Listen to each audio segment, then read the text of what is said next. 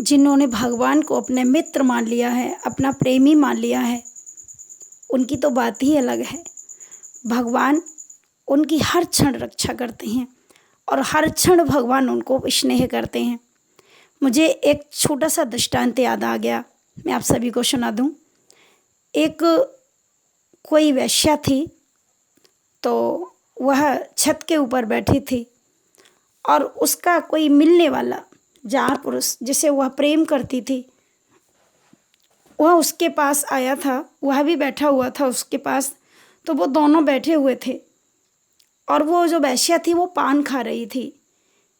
छत के ऊपर जो बैठी थी और वो नीचे से गली थी, रास्ता था, वहाँ से होकर के एक संत निकल रहे थे। तो जैसे वो संत निकले, उस वेश्या ने नीचे की ओर देखा नहीं और तुरंत उसने पान को थूक दिया।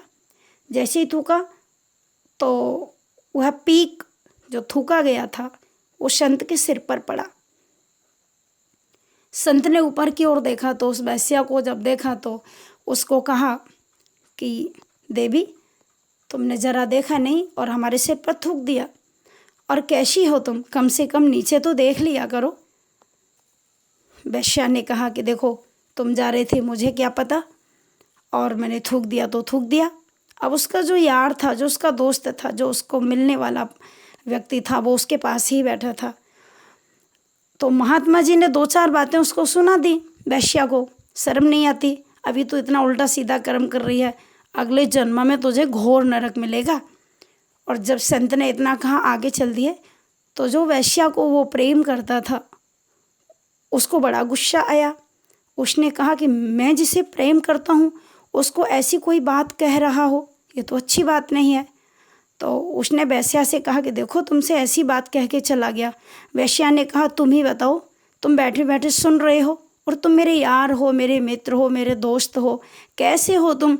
एक फ़कीर मुझसे अनाप शनाप बातें बोल गया और तुम क्या मुझे अपने पास रख पाओगे? क्या मुझे प्रेम खाक करते हो? तुमने उसका भी तो जवाब नहीं दे पाया। अब तो उसके ऊपर भूत सवार हो गया और वो सोचने लगा कि बस ठीक है, मैं अभी जाता हूँ। डंडा लेके गया नीचे और जैसे ही गया तो उसने संत की पीठ में 2 डंडे मार दिए। और संत की पीठ में जैसे ही 2 डंडे मारे तो संत को तो अच्छा नहीं लगा। संत ने उससे कहा, भैया, मैंने ऐसा क्या कह दिया जो तुमने मुझे डंडे मार दिए? मैंने तो उसको ठीक ही बात कही थी कि कम से कम नीचे तो देख लिया करो, और देखो तुमने मेरे ऊपर वार कर दिया। अब उसने 2 डंडे और मार दिए संत को और उसने कहा, तुझे पता नहीं कि तू किससे क्या कह रहा था?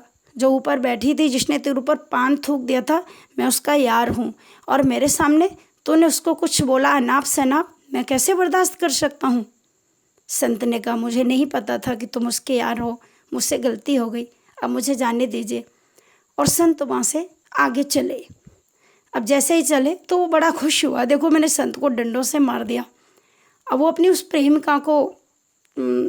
प्रेमिका के पास जब जा रहा है, वेश्या के पास, तो वो कहता है कि देखो देखो, मैं डंडे मार के आया हूँ तुमसे। उसने उल्टा सीधा बोला तो मैंने 2-4 डंडे जमा दिए उसमें। अब तो ठीक रहा ना? और ऐसे ही दौड़ दौड़ के ऊपर चढ़ा, और जैसे ही चढ़ा तो करीब 3 मंजिल मकान बना हुआ था। ऊंचाई पर सबसे ऊपर वाली छत पर बैठी थी वो, और जैसे ही वो चढ़ा तो बड़ी प्रसन्नता से चढ़ रहा था।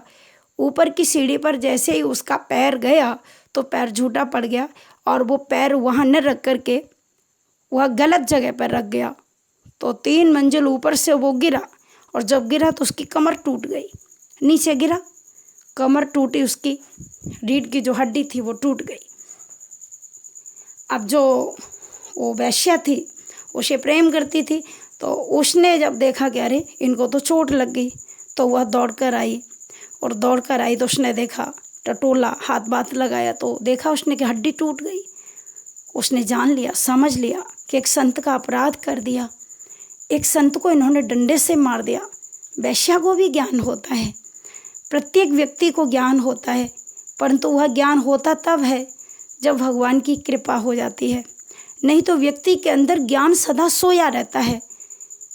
प्रत्येक व्यक्ति के अंदर ज्ञान है, परंतु वह जागरूक नहीं हो सकता। जागरूक तभी होता है कि जब उसे कोई जीवन में उसके साथ कोई ऐसी घटना घट जाए, उसको सत्य पर भरोसा हो जाए कि वास्तव में संसार में कुछ नहीं है। भगवान शिव कहते हैं, उमा कहूँ मैं अनुभव अपना, सत हरि भजन जगत सब सपना। परंतु ये संसार तो माया के वशीभूत हो रहा है। जो माया सब जगह ही नचावा, जहाँ सो चरित्र लखी काहू न पावा। जहाँ पर उपासना होती है वहाँ पर भगवान तुरंत प्रकट हो जाते हैं, परंतु जहाँ पर वासना होती है वहाँ पर तो दुख ही दुख हाथ लगता है, कुछ और नहीं। तो आज उसकी जैसे रीढ़ की हड्डी टूटी तो उसने सोचा कि बड़ा अपराध हो गया। वो उसको छोड़ करके दौड़ करके संत के पास भागी और संत के पास जाकर के चरणों में गिरी और कहा, बाबा मुझे क्षमा कर दो, बाबा मैंने बड़ा अपराध किया और मैं बहुत दोषी हूँ, मुझे माफ़ कर दो। संत ने कहा, देवी क्या हुआ, क्या बात हुई जो तुम इतना घबरा रही हो, तुमने तो कोई अपराध नहीं किया। तो उसने कहा कि नहीं, अपराध क्यों नहीं किया। वो जो हमारा यार था उसने आपको 2 डंडे मारे, फिर 2 डंडे मारे, 4 डंडे आपको मारे और उसका परिणाम ये हुआ कि वो ऊपर सीढ़ी चढ़ के जा रहा था तो उसका पैर गलत पड़ गया, ऊपर से नीचे गिरा, 3 मंजिल नीचे गिरा, उसकी रीढ़ की हड्डी टूट गई। महाराज मुझे क्षमा करो, उसको ठीक कर दो। तो संत ने कहा, देवी ये मुझसे क्या कह रही हो, इसको मैं कुछ नहीं कर सकता। तो बोली कि फिर कौन करेगा, आप तो भगवान हैं, आप तो संत हैं। तो संत ने कहा, नहीं मैं कुछ नहीं कर सकता और इसमें मैं कुछ कह भी नहीं सकता हूँ, क्योंकि ये तो यार का मामला है। तुम्हारा यार, जब मैंने तुमको अनाप शनाप बोला तो तुम्हारे यार को बर्दाश्त नहीं हुआ, उसने आकर मुझ में 4 डंडे मार दिए और जैसे उसने 4 डंडे मुझ में मारे तो मेरे यार से बर्दाश्त नहीं हुआ, उसने तुम्हारे यार की कमर को तोड़ दिया। ये तो यार का मामला है।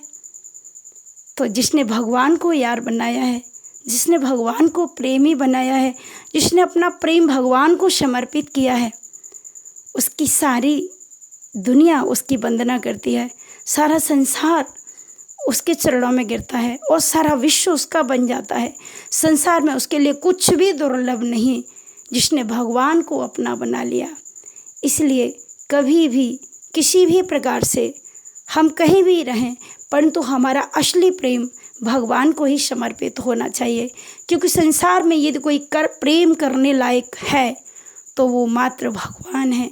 भगवान के अलावा संसार में और कोई प्रेम करने लायक नहीं है, क्योंकि वासना युक्त पुरुष से प्रेम करने से उद्धार नहीं होगा, पतन ही होगा। प्रेम तो भगवान से किया जाए, जिससे प्रेम करने से पुनरपि जन्मम पुनरपि मरणम पुनरपि जननी जठरे शयनम।